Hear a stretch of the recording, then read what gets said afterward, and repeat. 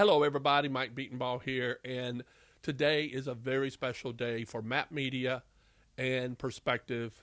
Today, I had the opportunity to sit down and speak with a gentleman that had moved here from Afghanistan as a refugee, once formerly a governor in the Herat region of Afghanistan, and he honored me with an interview. And what you're about to hear are some really hard truths about America's involvement in Afghanistan, about America's betrayal to Afghanis, and it's going to be worth a listen. So please hit the subscribe button and hit the like and do some comments on what you hear today. Get ready for a very special edition of Perspective.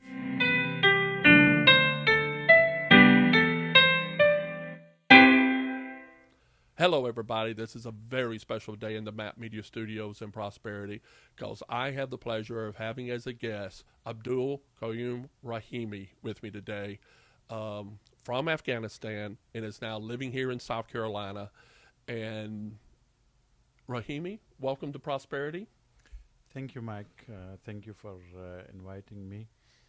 You live in a very lovely area of South Carolina. I've felt rural South Carolina, which I love.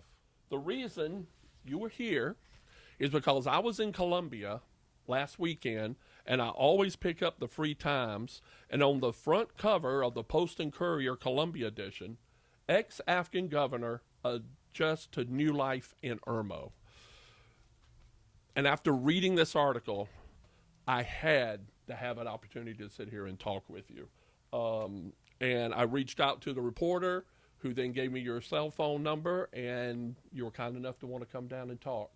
So what I would like to start off with, Ramimi, if we could, to lead up to the story, so many people here in America, a lot of folks just don't understand other nations and the deep history of other nations.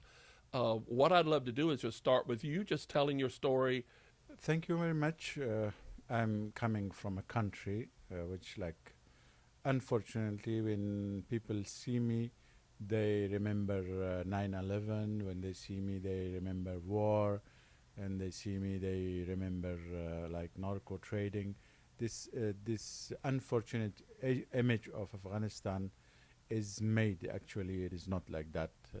We call Afghanistan have always been a crossroad of civilization. When you go to Afghanistan, you will find a huge city on the banks of Oxus River, which was built by Alexander the Great. And you will see cities built by Buddhists and Hindus. You will see a city, the oldest city of Zoroaster, and Balkh, or Bukhdi, you will call it in Arabic. They call it Ummul Bilad, the mother of cities. You will see the Timurid history. I mean, Herat was the renaissance of East once upon the time. You will see Ghazna, the capital of the Ghaznavids.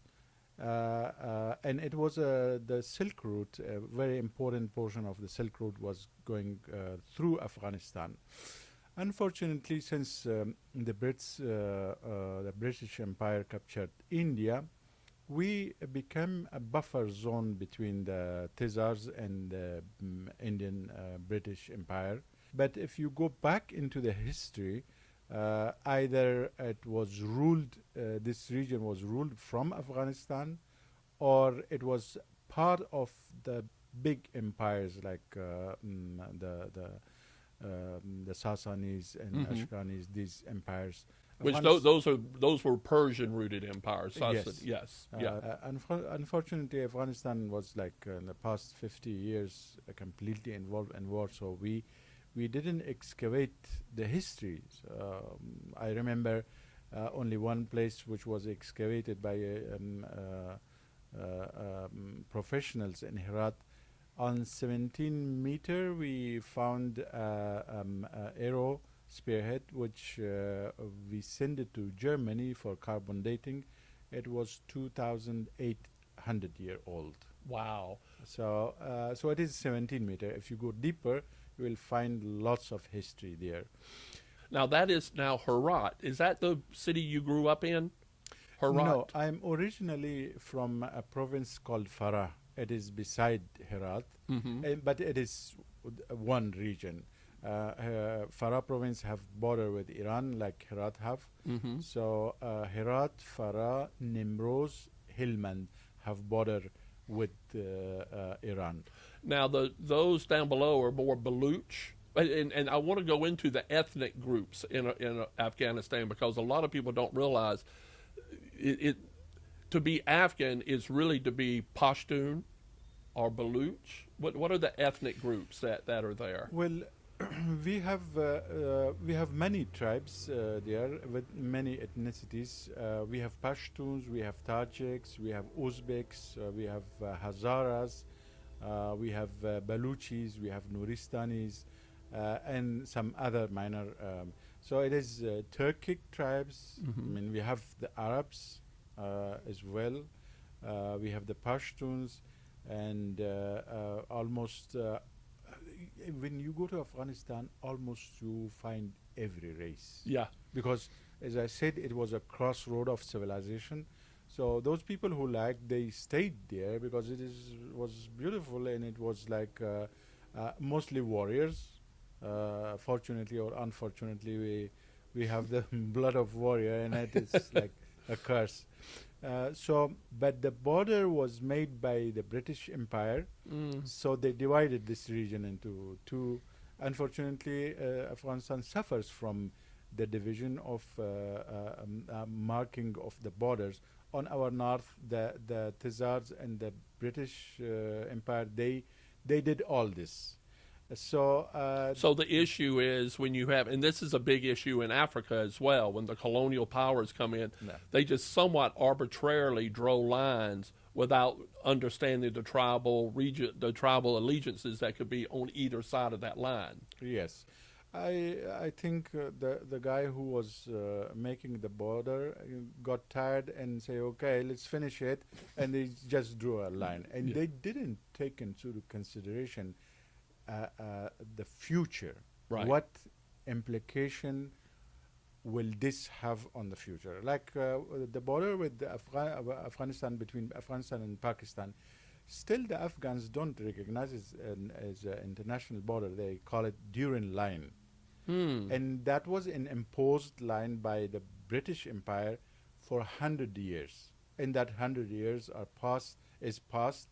And so the Pakistan is saying it is international border, but the Afghans say no, it is not international border. Because it split the Pashtun people in half, didn't it? It split families. Families. Yeah, the Pashtun tribe was split. So the border issue is that we have the border issue with Pakistan, which is that Duran line. We have water issues with our neighbors. We have trade issues with our neighbors. We don't have.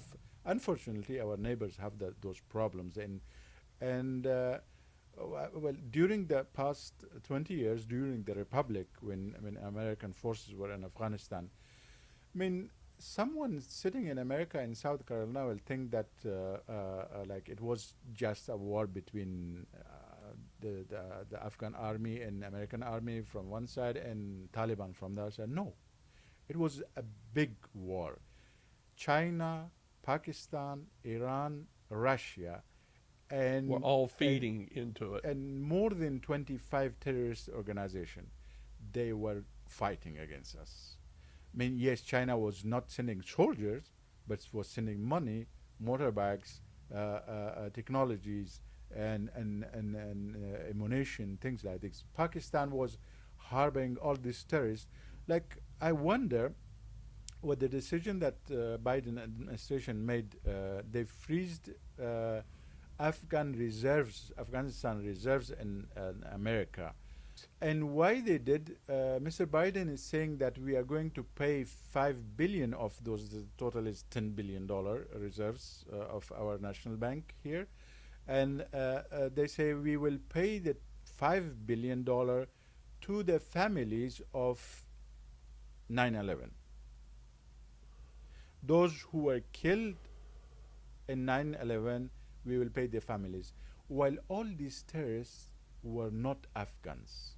There were Saudis, there were Pakistanis, there were from different areas. And why you freeze my money? This money belonged to not belong to a political group. This money belonged to Afghan people. They had said because the Taliban took over, they didn't want Taliban to get that money. Was that something that could be done differently to freeze it from Taliban, but hold it for future Afghan or for future folks who want to push back against the Taliban? Mike, unfortunately, they didn't do it that way. Gotcha. They put 5 billion in Swiss banks, and Taliban can use that. And they freeze 5 billion here in US. There's a case going in court. We are fighting back that this is not a good decision. You are feeding Taliban with money and freezing $5 billion and want to disperse it to people. 9/11. A political statement, Yeah. basically. So it was $10 billion, and it was a negotiated settlement to say you could have 5, but we're keeping 5. we didn't negotiate. There was no government to negotiate that.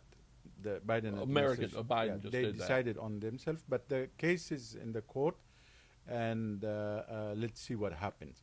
So I'm coming back to the war. Like it was not a war between U.S. Army and Afghan Army and Taliban. It Right. was a big war. The Iranis wanted the revenge. The Pakistanis wanted revenge. The Chinese wanted to, in fact, make problem for U.S. in that region. That Russian wanted this to revenge the Soviet war. And all these terrorist organizations well-trained in Iraq, well-trained in Syria, brought back to Afghanistan to fight us. And since 2014, there were no, you were in the army, you know how things work there. There were no American boots on ground. So our army was fighting this war. The investment was made by U.S. government to invest on our national army intelligence, and that was around $4 billion an amount. And so this was the situation. People here don't know, and always the politicians are saying that we spend trillions of dollars in Afghanistan. I mean, if we make a simple calculation, I mean, from these trillions of dollars, I mean, a fraction of it came to Afghanistan and spent on Afghanistan. The rest was mostly went to American contractor. The American intervention in Afghanistan, like when I see people here, they see it negatively. They say like, we lost the war, we spend money, we lost life, and it was a lost cause. No, it is not. It doesn't look like that when I see, when I wear an Afghan shoe and see to the issue, it is different. I mean, the intervention that Americans did in Afghanistan, the reason was Osama bin Laden, Al-Qaeda attacked America. They Right. killed more than 3,000 Americans. It was like, if you compare it like Pearl Harbor. Right. It was huge thing. And then the American government, security forces decided, okay, we have to find this guy. Because it is like killing 3,000 Americans is not a joke. I mean, Yeah. it's a serious issue. So, and the guy was in Afghanistan, and Taliban was supporting him. Right. He was there, and Taliban were ruling Afghanistan. So they came to Afghanistan.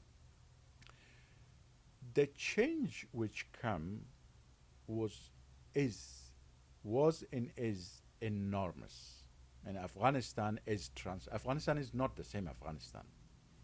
It was so transformative because of our involvement in coming in. Yes. Educationally, Afghanistan became a country where millions of kids were going to school, girls and boys. American helped us to make our constitution. our parliament, our system, I mean the soft system and the hardware, buildings, roads, infrastructure, equipment. I mean, this all made Afghanistan transformed for the rest of its history. I hope another war do not destroy it. And But those things, investment, that type of social investment, was a good enough thing that you think could hold off to give enough of a civil culture for a better future for Afghanistan. yes. So the big question is, what happened in all that wonderful investment that allowed the Taliban to support and try to stop that? Well, the problem was that at the beginning we were telling our friends that they are all in Pakistan. No one listened to us. I mean, all these Taliban now everyone know every one of these terrorist organizations. They were in Pakistan, and Pakistan army and intelligence were supporting them. IRGC was supporting them. IRGC is Revolutionary Iranian Guard something, which is involved in Lebanon, which is involved in Hamas in Israel war, which is involved in Yemen. In Iran. Yes. Yes. Okay. So between Iran trying to undermine American work and Pakistan, Yes. that's what was the flank. Yes. Gotcha. So and we end up killing Osama bin Laden in Pakistan, opposite to a huge Pakistani military base. Right. I remember hearing that. How it is possible that Pakistani intelligence didn't knew about that? Yeah. Impossible. Impossible. I lived in Pakistan during the Soviet war. I know those people. We were in close contact while fighting the Soviets. So it was impossible. They brought all the war inside Afghanistan. So rural Afghanistan suffered, yes. They made the situation in a way that we couldn't reach the rural Afghanistan where we could serve and do development work. And then Afghanistan always suffered from rural areas because they feel that they are neglected, and they will start fighting you back. So let me ask you this: what was then the solution? What was how to solve the issue of Pakistan? What should have America done in regards to Pakistan? Was there a way to influence Pakistan not to do that through force of arms?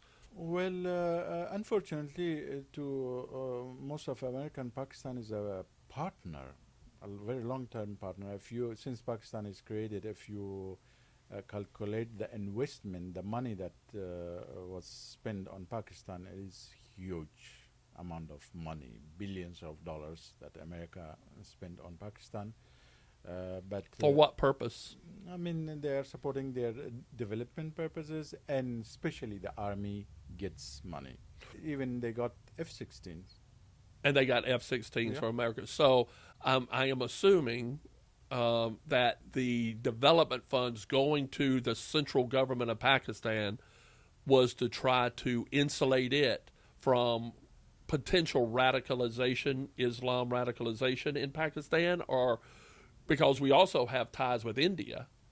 Was it to counter India? What was the purpose of supporting Pakistan so much? Well, I really don't know the depth of this friendship. How the Pakistanis are working with Chinese closely, and like they're building. The Chinese are building infrastructure to reach Gwadar port, which is on Arabian Gulf. So whatever we do, you were in Navy, so you know the China Sea, how we blockade it, how we control everything. If God forbid something happens, so we can stop everything.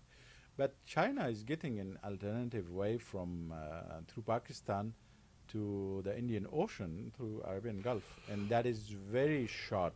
And now, while the Taliban took over, they are getting the rare earth minerals from Afghanistan which is like used in The Chinese are. yes, Oh. which is used for in very sensitive technologies. Absolutely. So let me back up a little bit though. When we were supporting that Pakistan, I understand that because they were afraid of upsetting. They were trying to balance it, but they weren't pressing the advantage to ensure they would not support our military.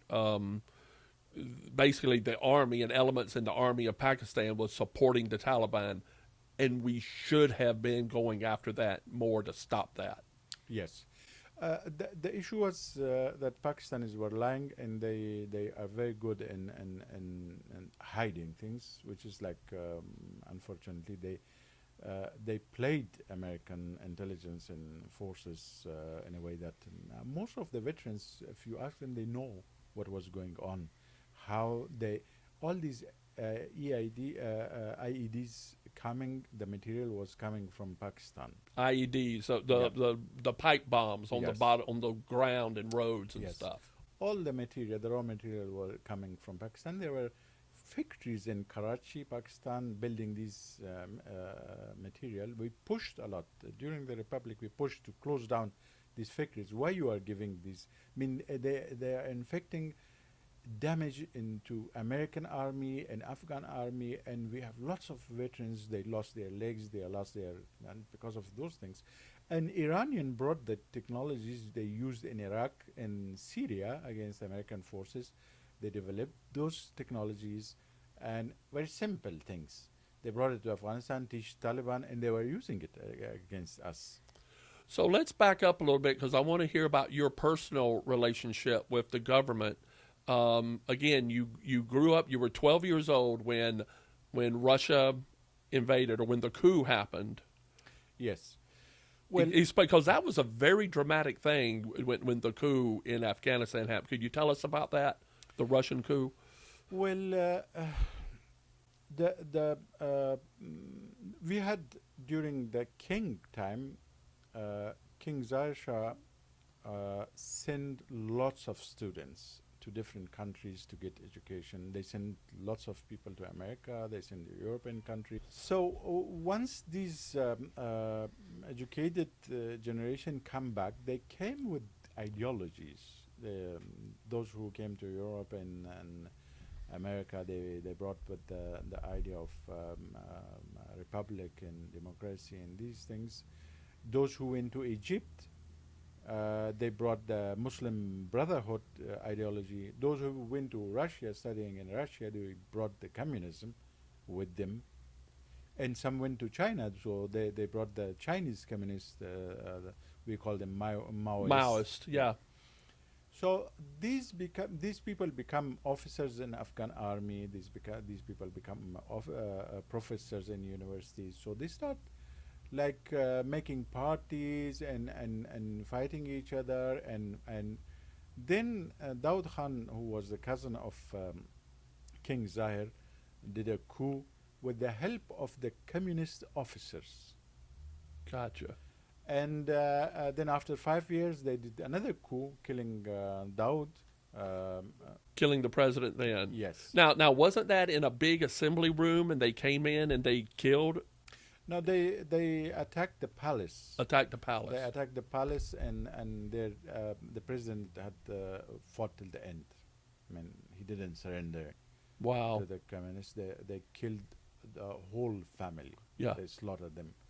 And then communists took over, and they changed everything. They changed the flag. They brought this all red thing from Soviet Union. And Soviet Union started supporting them, and then people start fighting them, and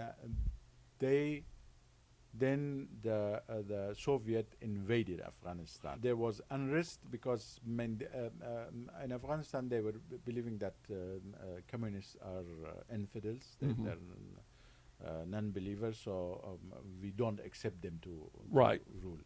In the meantime, like Pakistani intelligence find the situation on their favor, because they always had this problem with Afghanistan because of not recognizing the border and lots of other issues.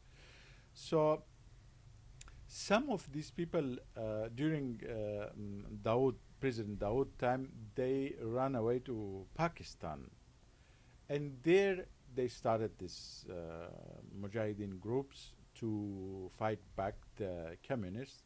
And from the other side, the Soviets invaded Afghanistan with the might of the Soviet army. And from the other side, CIA, Pakistan, all the Muslim world, they came together and say, okay, we will fight them. CIA helped come in and bring in weaponry along with Pakistan. Yes.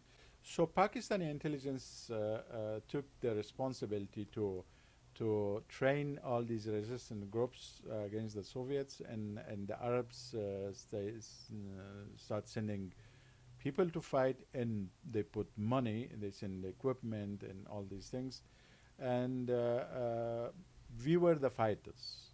So was it, I know from our perspective, because I was in the Navy during that time when Ronald Reagan was president, and what was communicated here was this is about fighting for freedom of Afghanistan and kicking out Russian aggression. Yeah. But I could only assume the Arab communities that were coming saw it more as a religious jihad against, correct? Well, the issue was that we didn't, like CIA and U.S. government didn't calculate it, the backlash of bringing all these people to Afghanistan to fight communism, and then they get trainings, they get ideological trainings, they get weapon training, they get to know how to make bombs, all these things. And unfortunately, it bite us in 9/11, because Osama bin Laden was one of those Arabs who came to Afghanistan to do jihad against the Soviets. That's right. And all those like after the Soviet war finished, you will see all these mujahideen who fought in Afghanistan. They go to Bosnia, Chechnya. They made problems in Algeria. They made problems with the Saudis when Osama went to Saudi, and they wanted to do coups. So all these things were cooked during that time. Yes. So the Russians left, but then Afghanistan was left on its own, and then you had the interwar between the Taliban and groups like the Northern Alliance. So did the Northern Alliance and Mossad and those rise up against the Taliban, or Taliban just took over? Well, when the Soviets left Afghanistan, the regime was there. The president was Dr. Najibullah, who was killed by Taliban back in end of 1990s when they took over Kabul. And the issue was that UN should make the negotiation so the power transfer happen peacefully. Unfortunately, the Americans backed. As soon as Russia was gone, we left. Yeah, the Americans said, okay, guys, we win the war, communism is gone, and bye. And we were left alone on the battlefield with lots of ammunition, guns, men from the Mujahideen side, from what US provided us, and what Russians, the Soviet, left in Afghanistan. It was a big depot of weaponry. So where were you during this time? I was in Pakistan in that time. Because you had to leave when the Taliban took over? No, I left Afghanistan when I was when the Soviets entered The Afghanistan. Soviets entered Afghanistan. They come to kill my father, so we have to migrate. And why did they come to kill your father? Because they didn't had reason. They will kill you if you have lots of land. They will kill you if you are a religious Because the scholar. article mentioned about him being an educator or a teacher. He was a religious scholar and a religious scholar. He was against the communists. Right. And so they came to kill him. We had to evacuate Afghanistan, migrate to Pakistan. And then my brother was killed during the Soviet war.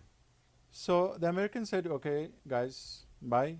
We are done here. Mhm. And we were left alone with lots of weapons, with lots of warriors, factions.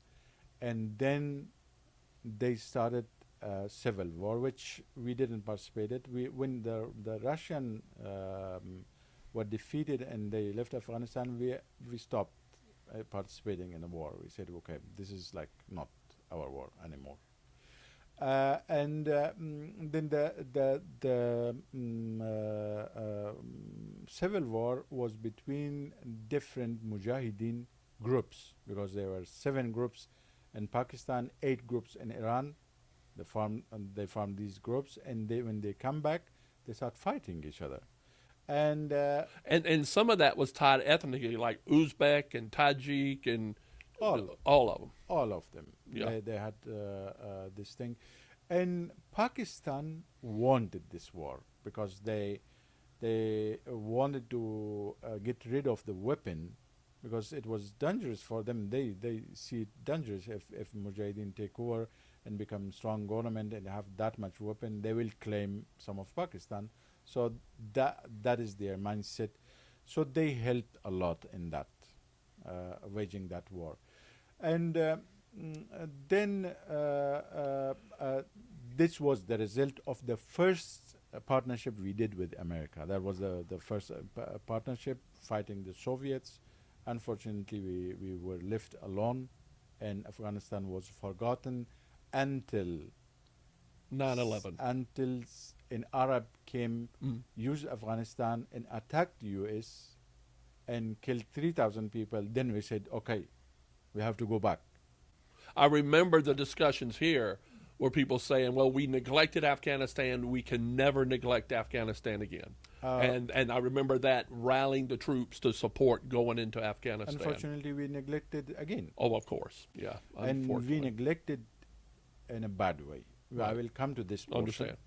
We'll go back to how we migrated. We are landowner in my province, and my father was a religious scholar, and we were against the communists, and they came to kill my father, and so we have to flee Afghanistan in the middle of night, and we have to go to Pakistan. We first went to Quetta, Pakistan, Quetta city, and there it was tough life.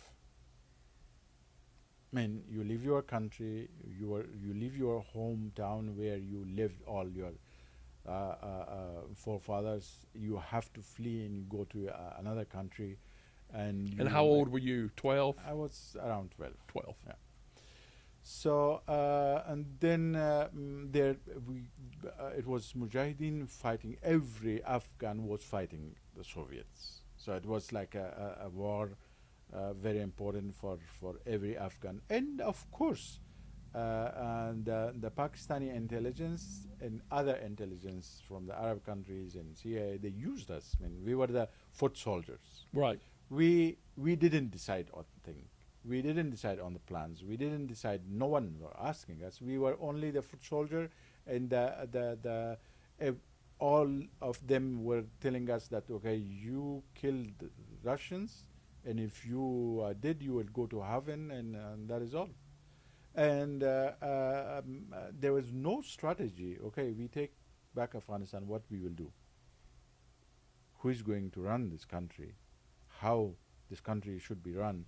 And we, through the material, the published material and propaganda, we radicalized the traditional Afghan society.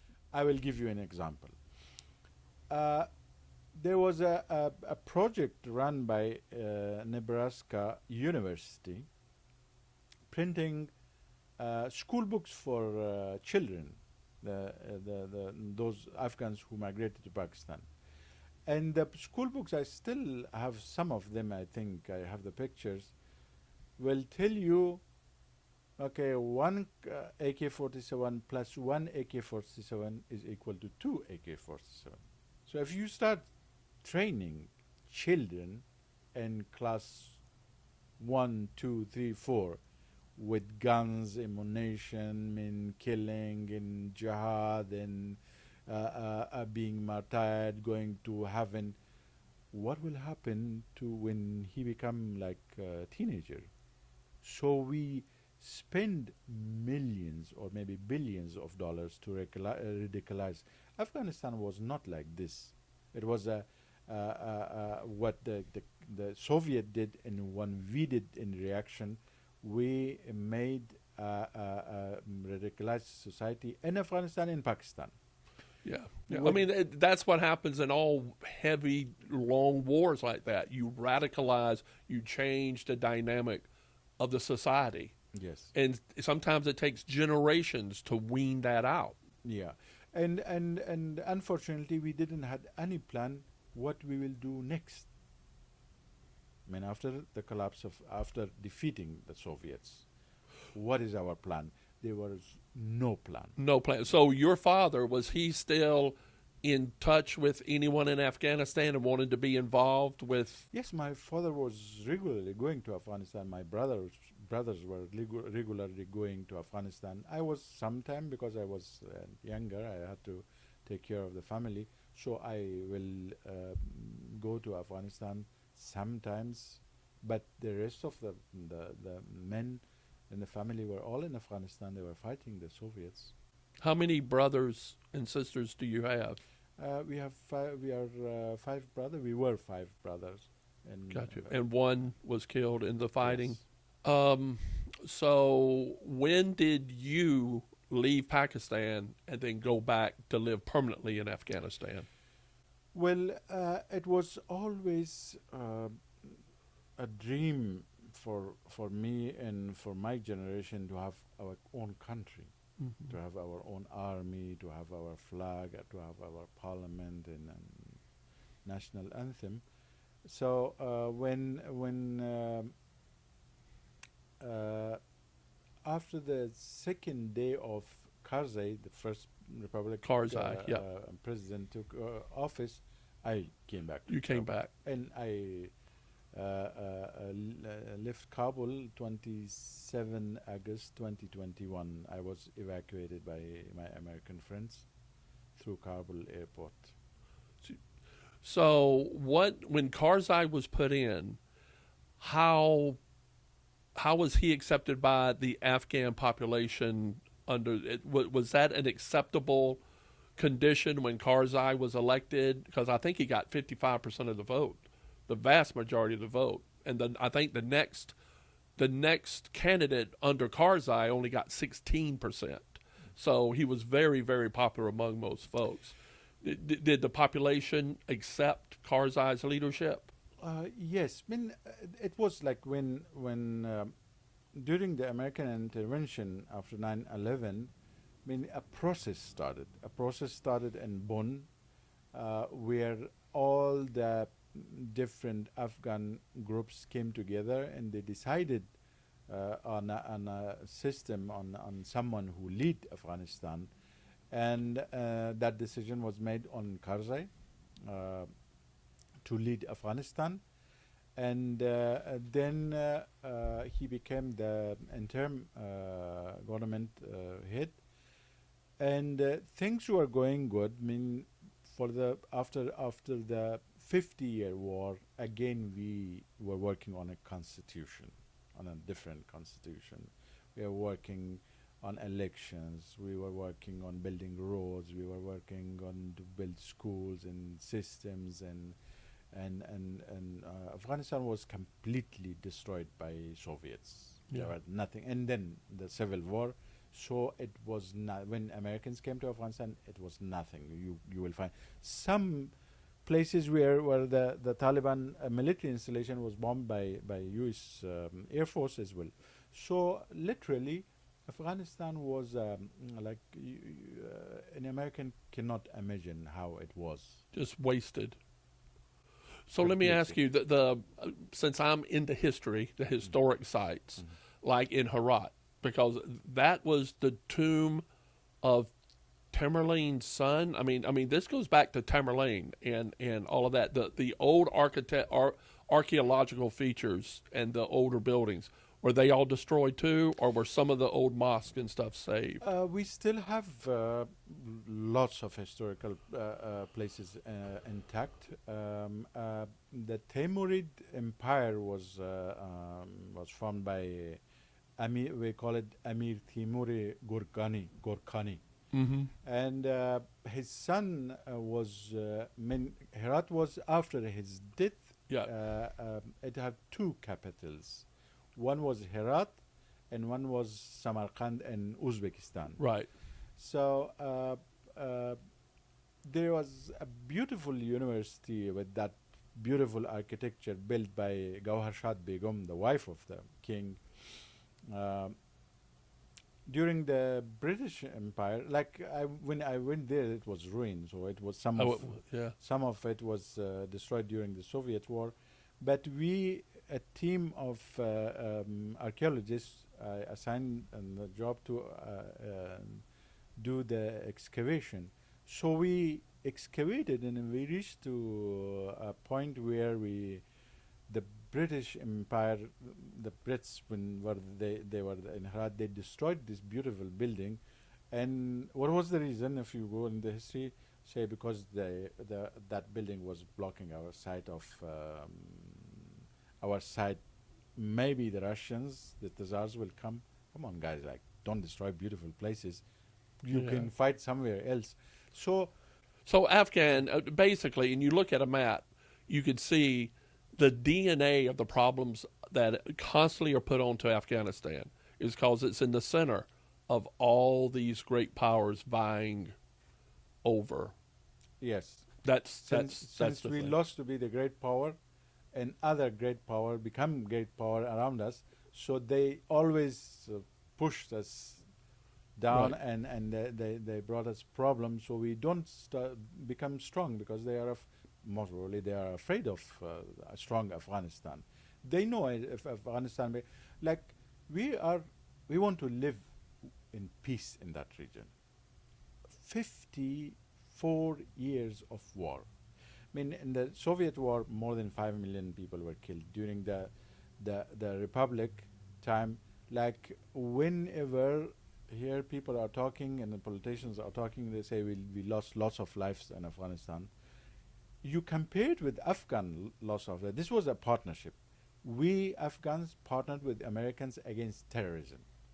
So we lost 200,000 people, and Americans lost 6,000? 6,000. Or maybe more. Yeah, I'll look at those numbers. We'll put those up. Maybe.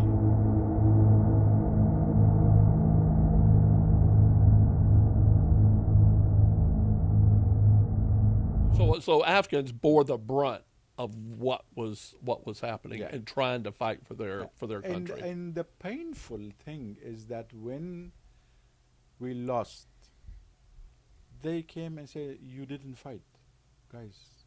I mean, it is 50 years I'm fighting."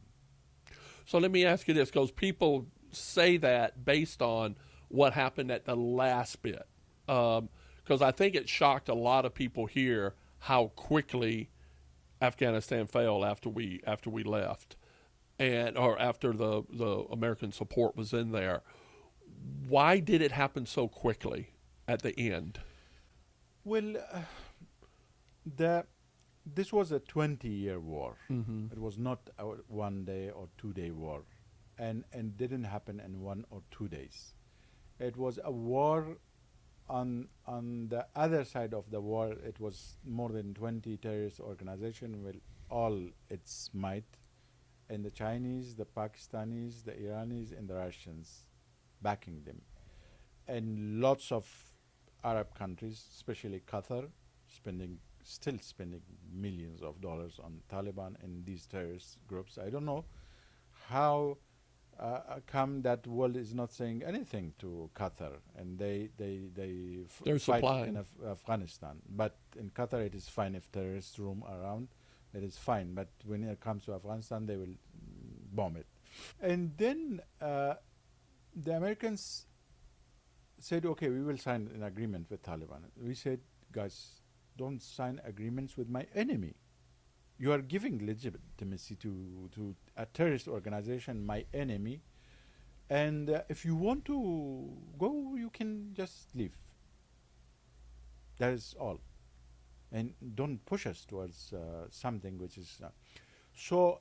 But they didn't listen to us. They signed an agreement. The agreement had responsibilities for American forces and responsibility for Taliban. Taliban didn't apply one of them. They just break all the rules, and they start.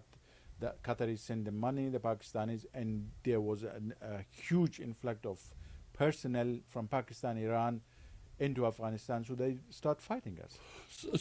And what president did that? Was that President Trump that did that signing?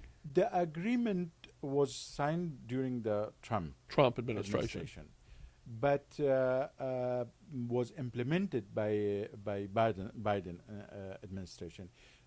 With the agreement that they signed, Trump told them that if you breach the agreement, we are not going to leave.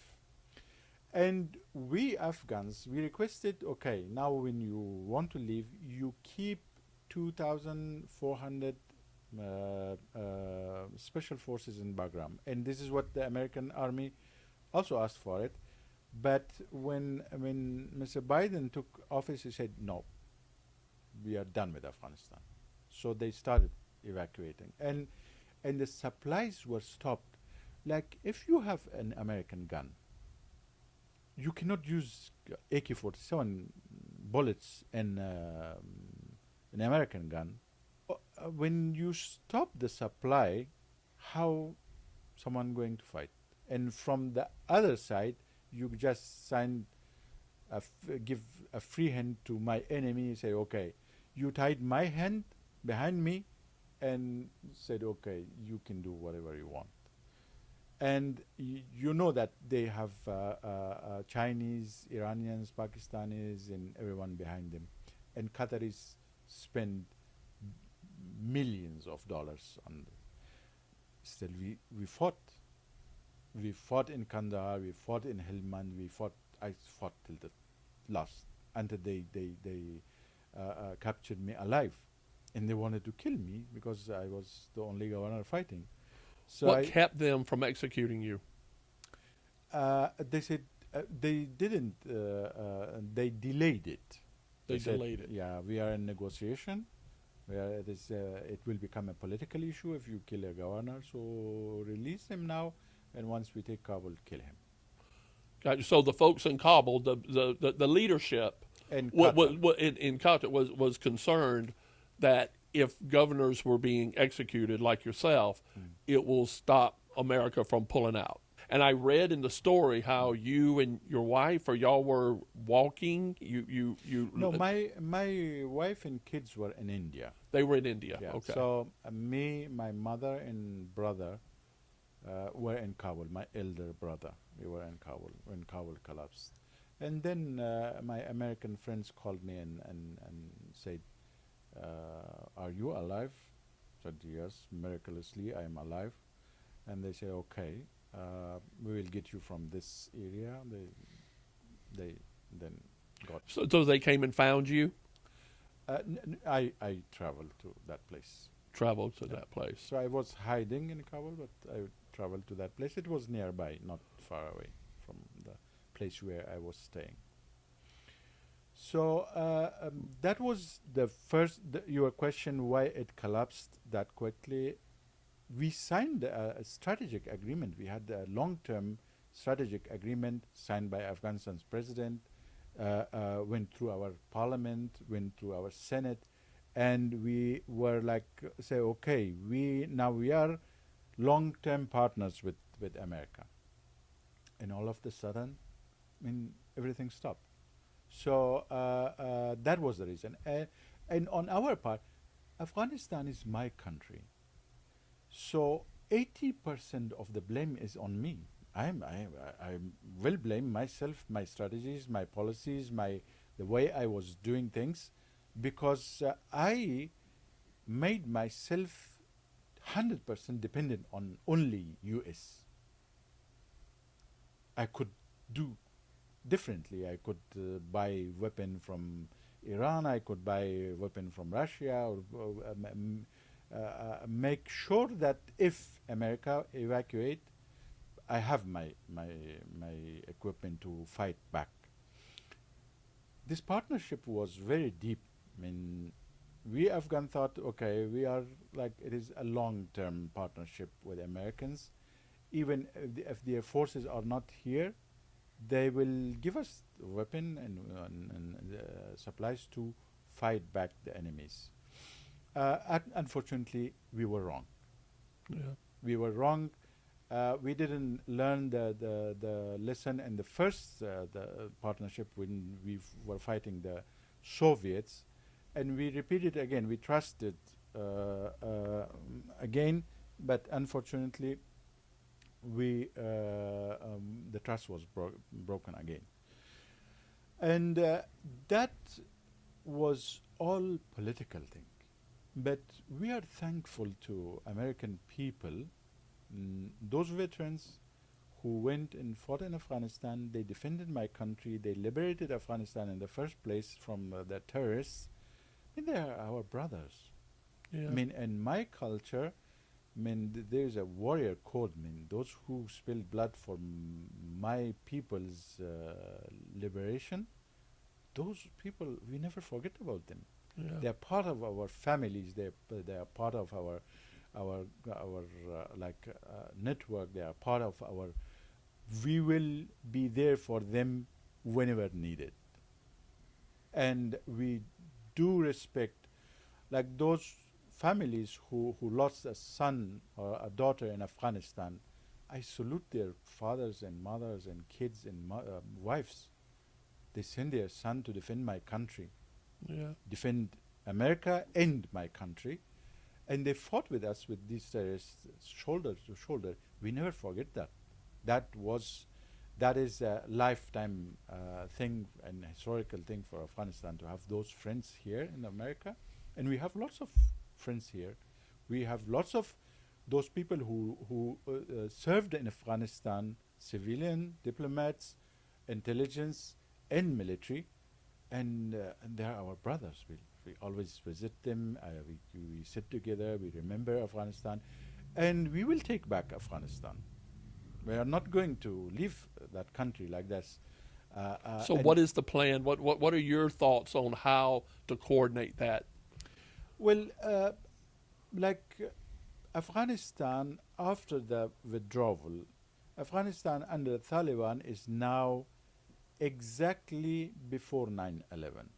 It is Taliban is an umbrella for all these terrorist organizations that fight America and NATO, Western powers and forces, countries around the world. If you go to Mali, you will find link to Afghanistan. If you go to Somalia, you will find links to Afghanistan. If you go to Houthis, you will find. If you go to Hamas, if you go to Hezbollah, all these hot spots that are happening yes, is linked to training or things from Afghanistan. Somehow you will find a link to Afghanistan and Taliban. Why? Because in Islamic countries, these groups who are against America, they believe that they have to fight America. And what happened during the evacuation that way, in leaving Afghanistan that way, their morale is boosted. They think that they defeated a superpower. Yeah. And that was a shock wave through all that kind of forces. They all come together and say, okay, now we have Here's to how go you to do war. it. Yeah. And you see, Iran and Al-Qaeda is working together. I mean, Al-Qaeda, if you see, most of the Al-Qaeda leadership lives in Iran. They're planning from there. So if you see IRGC, Taliban, Al-Qaeda, narco trading, this all come together, and they have the full energy of the belief that we defeated America. I mean, and they have lots of weapons, so they will bite back. So you sent to me a report. Tell me about the province, the region to the left of Afghanistan, the Islamic State, that you sent me that report. Tell me about that. Well, Islamic State Khorasan is Of another Khorasan, yeah. Khorasan, another group like Taliban, Al Qaeda, and all these terrorist ISIS. groups. Yes, it started in Iraq with the name ISIS, Islamic State, Iraq and Syria, and they captured half of Iraq and Syria, and then they were defeated by the Iraqi forces, American forces, and the Kurdish forces. They come together and they defeated and killed. Their leader was killed, and then that second ranking was killed. So this idea came to Afghanistan as well. To Pakistan and Iran came to Afghanistan to make another group to fight Americans in Afghan government. Mm. When we were there, we were fighting ISK as well. When we see in Jalalabad, if you remember, they throw the mother of bombs, the new one, and Jalalabad, near Jalalabad city and Nangarhar province. That was ISK bases in Tora Bora mountains. So this is another group, another brand of these terrorist groups. We started during the Soviet, and it is coming, new brands, and more harsher, more sophisticated, more used to technology, capable of recruiting people around the globe. So that is another group, which is in Afghanistan, it's in Pakistan, and they are getting ready to fight. If you saw, they attacked Moscow. They attacked a country called Dagestan. They attacked in Germany, and I think some of their elements were arrested in U.S. as well, but fortunately we didn't have any attack. But that doesn't mean that nothing will happen, because all these people are sitting there, they're planning. I see it a situation before 9/11. So we, as a group called Afghan United Front, young politicians, young military and intelligence officer who work with the American forces very closely, and they know each other very deeply. They know, the Afghan government and Afghan security forces were synced into this systematically with the American system. They know most of them got education here, civilians and military. Mm-hmm. So we believe that we plan to take back the country. Now, people may think, okay, you again want military support. No, we don't want American soldiers in Afghanistan. We don't want American boots on ground. We know how to fight. We know how to liberate Afghanistan. We know we have the resources. We have people. We have like everything that is needed. Mm-hmm. What we need from America, ethically, like there's a scar. You have to remove that scar. It is 2 times you lift us, you throw us under the bus. The Soviet war and the terrorist war, and then blaming us for being defeated. Yes, we were defeated politically. We were not defeated militarily, because you stopped supplying me weapons and you stopped me buying my weapon, because you said, okay, now I'm providing, so you don't need Soviet systems. So there's a scar. You have to remove that scar. We need political support. We need you stop sending money to terrorists. I mean, one is the aid money, which goes through the UN system and spent on education and things like that. One is the money which is going directly to Taliban. I mean, and what? So which programs are these you're talking about? Where's that money coming from, and where is it going to that's supporting them?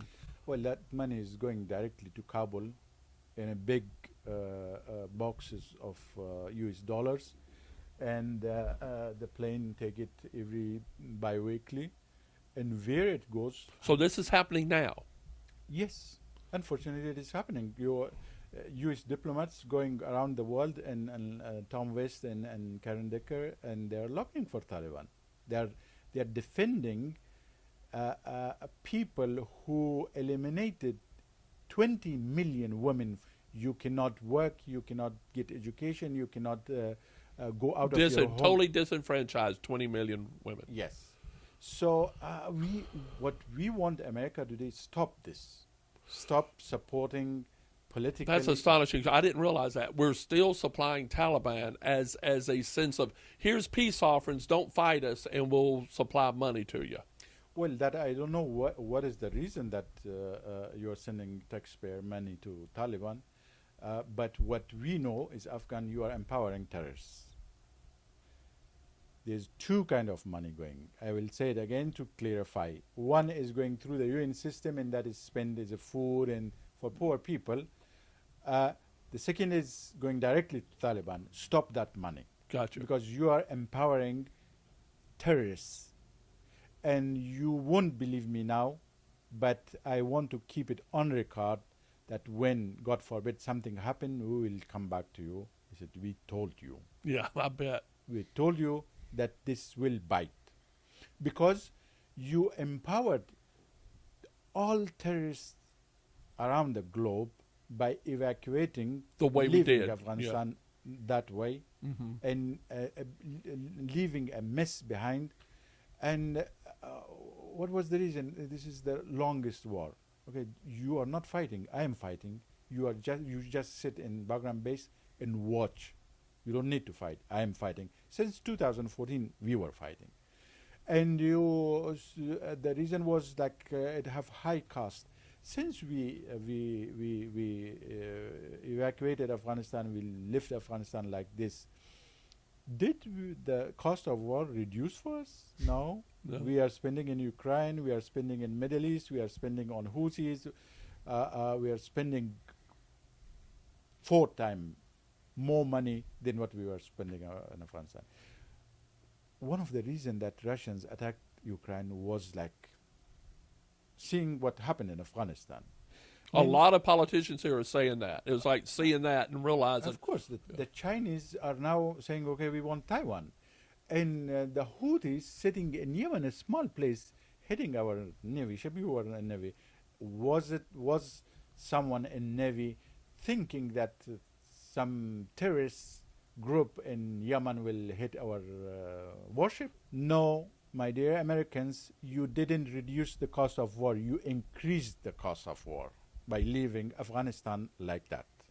Gotcha. Your taxpayer money, the money that you pay for tax, is going to those terrorists. For your information, it is going to that terrorist organization, which in return empowering lots of terrorist organizations. You will find that money in Mali. You will find you can check $100 bill where this, because you have the truck number, you have the numbers on it, you will find it. And many places, the weapon that you left behind is now used in many parts. I was astonished at how much we left behind.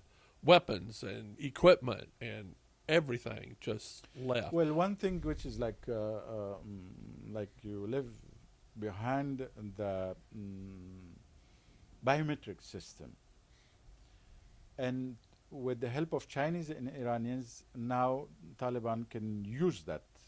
So they have all the data of those who work with Americans and work with Republic.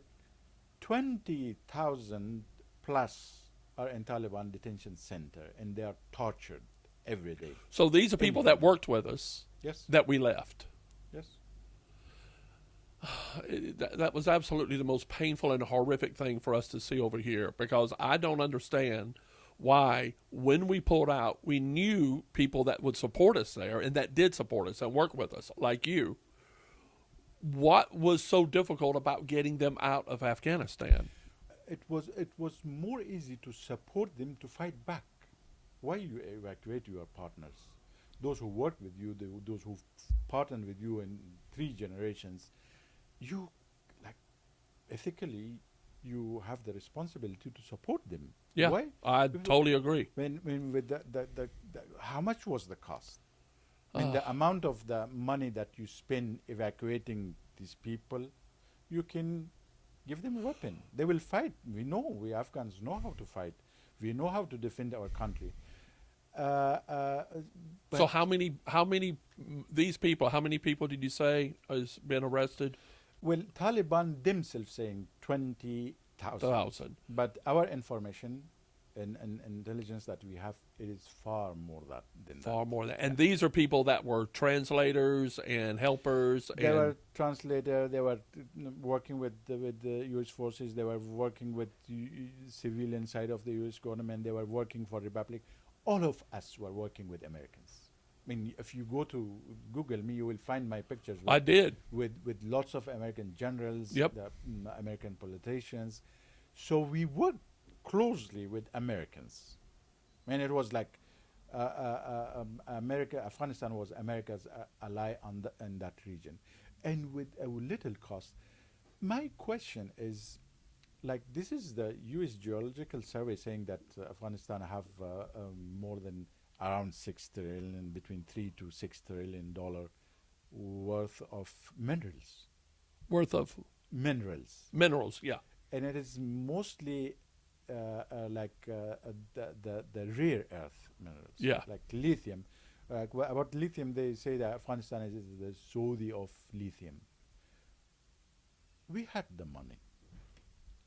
We didn't know how to do the That's mining. why China's there now for the lithium. We don't have any experience with mining. So it was open to be used for Afghanistan, and we could buy weapon. And what happens now, the Chinese are getting that. All the infrastructure, the roads, the electricity, everything we built, the airports, and now the Chinese are enjoying, and they are using Bagram Air Base. That was the largest air base, I think, in that country, in that region, yeah. built by US. How much that cost you to leave that air base? And that air base was in a key strategic region of the world that you will need it in future. Yeah. Now and in future. Because like that area, you block China. Like when you block Malacca Strait, you block the China Sea. You block supplies on China. You block this region, you block the access of China to Central Asia energy, to Afghanistan minerals, and to Iran oil. So you didn't just lift Afghanistan like that. There are lots of consequences. I mean, little by little, it is coming to reality. And unfortunately, the way after Afghanistan, what happened in Afghanistan, you go and see Saudis. They are like, their trust is shaken. They are like working with Chinese. They are working with the Russians. They are like because they want to find an alternative. Because those who people start thinking, okay, we are partnering with America. In our bad days, they will leave us and just go, and we will remain here on the ground with enemies. We, the Republic, we. Like all those people who hated Americans, like the Iranis, Pakistanis, Chinese, Russians, they hate us too. They still hate us. And they will not hesitate us even to kill us here in America. So that is like, one is the small picture which related to Afghanistan. One is Afghanistan in itself might not be important for America, but Afghanistan in the bigger context, which is the Pakistan, India issue, the Central Asia, the Russian, the Iranis, the Chinese. It's a keystone in the middle of And central of Southern Asia. Yeah, and you are sitting in the middle of it, and you have a huge air base. You have signed strategic long-term agreements, and you have built a new army from scratch. Trained them on American technology and system. Once they reached, like in 2020, these young officers reached to, they become generals. So they took power. Those young politicians that you brought to America, you spent millions of dollars to train them in the best American universities. When they come to power, you just quit. Say we are. It's like. Oh. So let me ask you this: so after the Taliban and all those officer corps, what happened to all those American-trained officer corps and leadership in the Afghan Republic Army? At least what I know, 70,000 of them are in Iran, and Iran meaning they left and went to Iran. Yes, they run for their life because Taliban will kill them.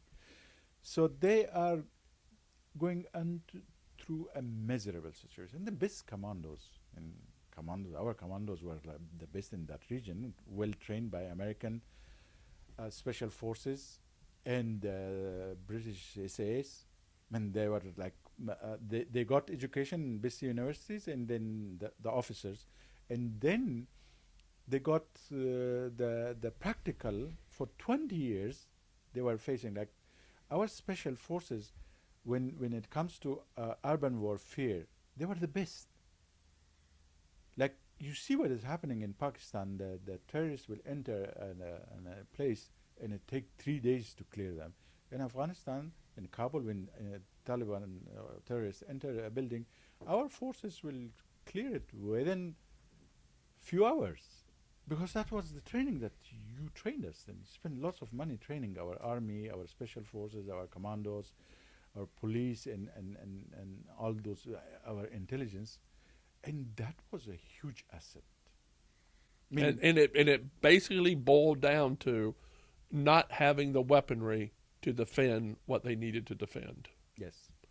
And so, well, if we don't have the weaponry, let's get out and get ourselves safe somewhere else. Yeah. How has so you said 70,000 is in Iran? How is Iran accepting them? Are they living okay in Iran, or Well, because they're Sunni, right? yeah, the issue is Iran is playing double games. Gotcha. Like Iran keep these people and keep Taliban, so whatever. And I think it's and that. I think that real politic, that real sense of chess playing, is something America has never understood or learned to do, like what Pakistan does. But all these countries, for the past millennia, there know how to play and protect themselves this way. I think the problem is that you have short-term things. I mean, short memories. like when you have 2 terms for a president, sometimes 1 term, and when the new president comes, everything is changed. Everything changes. Come on, guys. Like there are things. Like this country is not a small country. This country is the most important country in the world. So you cannot play short with long-term strategies. When you go to China, how many years this guy is like sitting running that country? When you go to Russia, Putin is like for all his life there. So they have, like Iran is Khamenei is always there. I don't say that America should have a system like because then you will bring a dictator, Right. which is not good. But the strategic things should not be like temporary and should not be used for political gains here and home. I mean, we start using Afghanistan issue in elections. I mean, this is not an election issue. This is a strategic issue which like have consequences. Long-term strategy things. Yeah, when you sign in a strategic agreement with a country, then you have to keep it. I mean, you don't just leave Right. and throw them away. I mean, tear their agreements. No, that is the I think the problem. Uh, uh, uh, you see the competition now between the big powers. The China is becoming like something different with all these technologies that they are having in build up, the military build up that they do when they have like a huge navy now, and economically they are taking over. I mean, I work in Amazon. I mean, each product I pick, it is written made in China, and here in Yeah. America. Yeah, it So, fascinates me. We're sitting here talking so much issue of with China, and yet we couldn't exist for what we consume without China supplying us what we so want. you don't build, even if China stops, you don't have your food here. I mean, it's South Carolina is a rural. I mean, we have to have our. At least we have to produce our food. That is not good. So, when you want to control things on strategic level, on world level, then you need choke points. Afghanistan is a choke point, very strategic, important. Leaving Afghanistan was a mistake, and I will come again that will bite. Yeah. We, that is our country, that is our homeland. We will free it by hook or crook. We are not going to ask permissions for that. What we are asking is political support. That is what about the question what we are planning, how we are planning. So that is how we are going to do. We like war is not good, but when someone attacked your family, your home, then That's all you have. that is You have to respond. the terrorists attacked my home. They took my country, and they are slaughtering my people. They are they eliminated all the women from the society, 20 million, and 8 million of Afghan had to evacuate Afghanistan, leave Afghanistan. They died in the sea. They died in the river. They were killed by different countries, border patrols, and so this is for us. It is like a matter of like life and death. Let me ask you this: of the number of people in Afghanistan now, the society is run the way it is now by what percentage of population? When you're sitting here thinking of the Taliban and their support system, what percentage of the country is that? It is a very very small minority. I mean, all these people, that mindset which is ruling Afghanistan is not going to be more than 2%, 2.5%. But because of outside interference, gives that 2.5%, 3% people more power, Yes. and people just wanting to be left alone and saying, "Okay, I'll do whatever you say, just leave me alone." I mean, is there some? Well, it is a ticking bomb. Yeah. People are upset. People are unhappy. The economy is not working. People are leaving. 8 million educated Afghan left Afghanistan. Will they come back? Of course they will come back. Yeah. I mean, Afghans, wherever they are, they love their country, their home country, and they will go back. I will go back. I mean, yes, thanks to South Carolinians, they took care of me. They give me the feeling of home, the feeling of family in a situation where I lost my country, I lost everything. I came here, they brought me here. I was like lived. I have friends. I lived in their homes for many months. They give me that warm feeling of That's wonderful. It's wonderful you had those relations. and thanks to all South Carolinian who helped Afghans here, who welcomed Afghans here, And I wish one day come that we do the same hospitality to you back in Afghanistan. And That would be a wonderful day. that will be a wonderful day. And that day will come. What is your status here in America now? I'm in asylum. Asylum. My asylum is approved, so I'm waiting for a green card. Mm-hmm. And then when you get a green card, and after 3 years or 5 years, you can become a citizen of America. Gotcha. But you are on a track to not have to leave. You Yes. to be able to stay here, and that's happening Yes. now. Has it been more difficult than you feel like it needed to be? Well, it was for those who were coming, like I will say this jokingly, and those who are coming from the border, from Texas. yeah, they got their asylum easier than me. And you, That's a whole and you nother see- story we got to and talk see, about. I went to visit the border because I did too yeah. in May. So your country is invaded, and no one is like taking it serious. I mean, that border is like you will. I mean, even the Pakistani-Afghanistan border is not that easy to cross, and like when they took me from Kabul, I was screened in Kabul airport. Then I was brought to Kuwait.